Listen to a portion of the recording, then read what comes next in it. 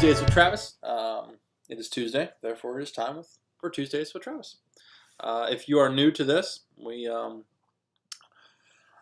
cover. Sorry, there was something on the camera. I like to sum up last week's sermon or this past Sunday's sermon and bring it to you in a abbreviated version.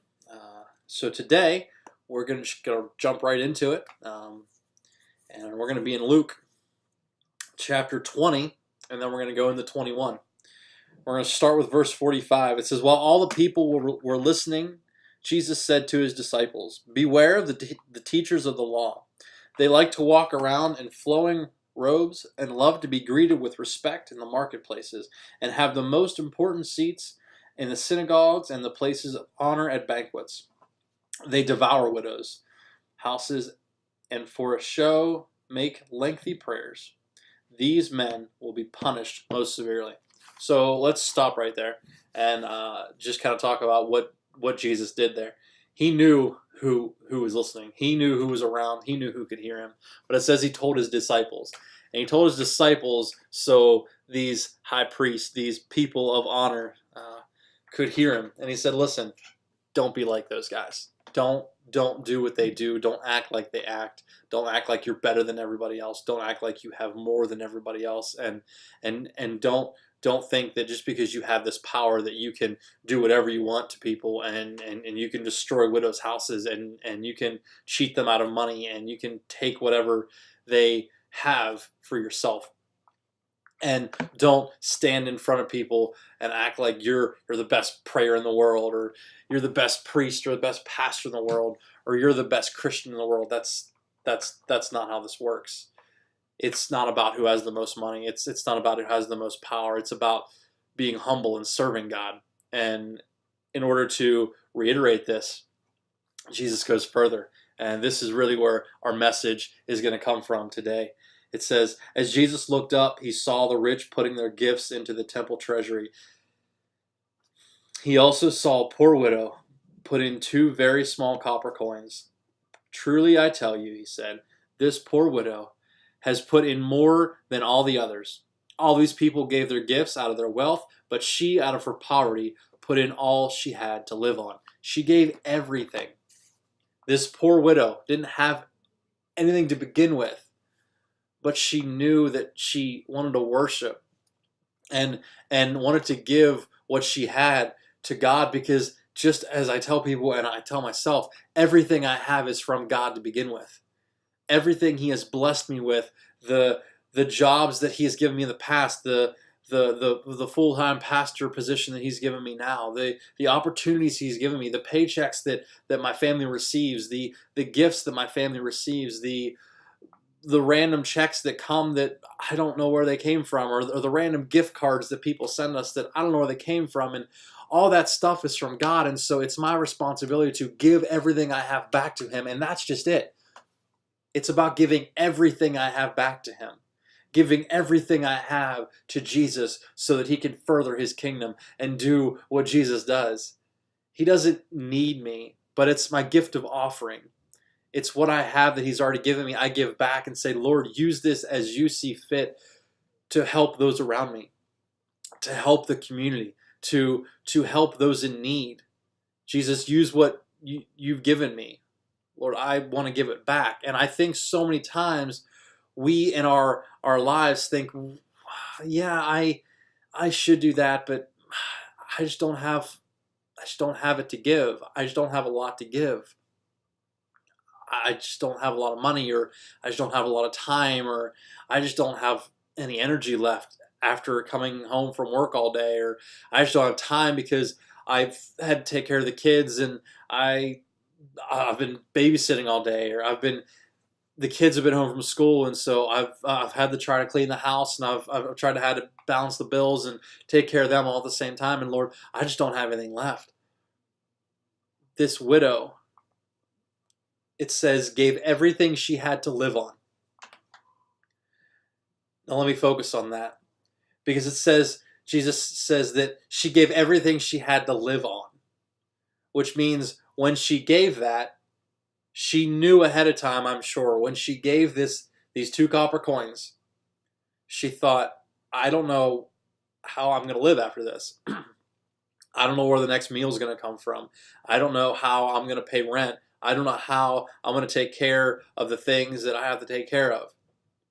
But she knew if she gave to God, she knew that giving to God is an act of worship. She knew the promise that God gives us, and that's He's going to take care of us. He's going to take care of our needs. He will provide. We continue to serve Him, continue to give back to Him what is His, and He's just going to multiply that. That doesn't always mean He's going to multiply your bank account. That doesn't always mean that, that those paychecks are going to just magically multiply.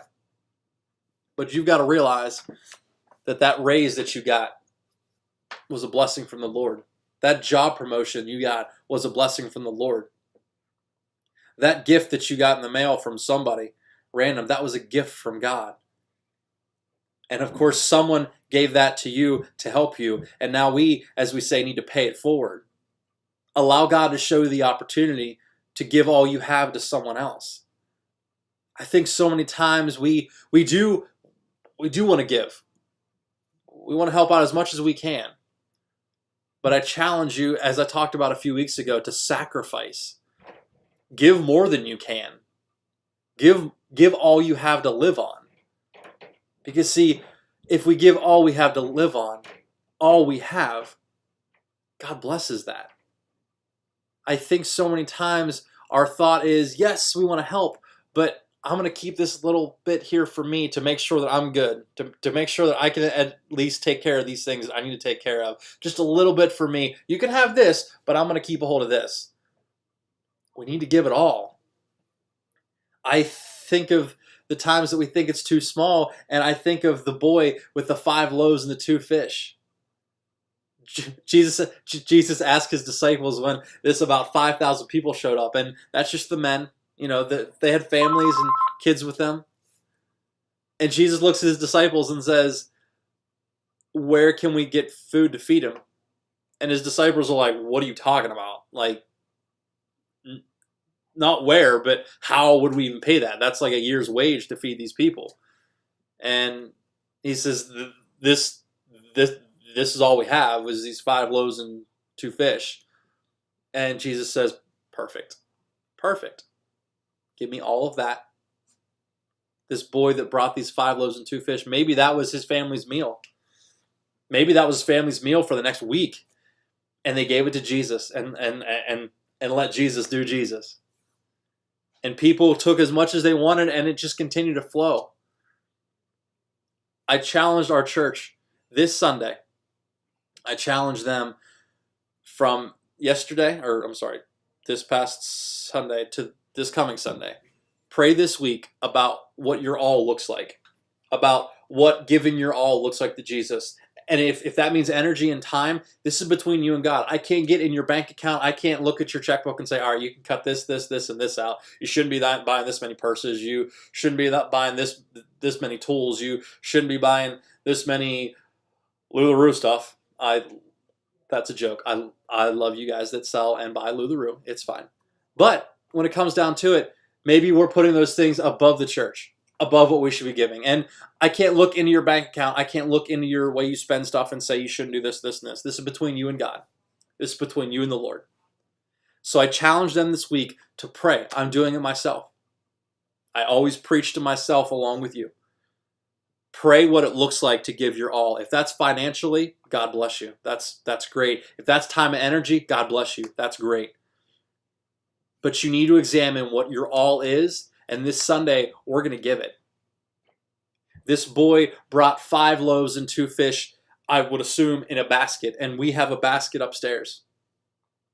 And Jesus took what was in this basket, and he multiplied it to levels that we can't even imagine. He fed 5,000 people,